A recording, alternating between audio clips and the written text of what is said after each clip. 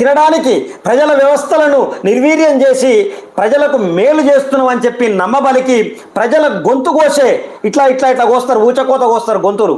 ఆ గొంతు కోసేటోళ్ళు ఇప్పుడు 2 తెలుగు రాష్ట్రాలను పరిపాలిస్తున్నారు. తెలంగాణలో రేవంత్ రెడ్డి ప్రజల గొంతు కోస్తున్నాడు, ఆంధ్రాలో చంద్రబాబు నాయుడు కూడా ప్రజల గొంతు కోస్తున్నాడు. కసా కసా కసా కసా కసా కోస్తున్నాడు. ఎంత రేంజ్లో కోస్తున్నాడు అంటే మీ అందరికీ తెలుసు. మీరు చూడొచ్చా ఏం సినిమాది? ఆ సినిమా పేరు చెప్తా, గుర్తుపెట్టుకో. దండుపాల్యం.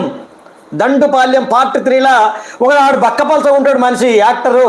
వాడు సు సి సి సి అని రక్తం వస్తుంటే నాకు సమ్మగా ఉంటుంది అని అంటాడు. వాన్లా కోస్తున్నాడు చంద్రబాబు నాయుడు. వాడేమో సినిమాలలో బహిరంగంగా కోసిండు మనిషిని. కానీ చంద్రబాబు నాయుడు ఎవ్వరికి తెలవకుండా ప్రజలకు రావాల్సినటువంటి, ప్రజలకు దక్కవలసినటువంటి ప్రతి అవసరాన్ని గొంతు కోసేస్తున్నాడు. కసా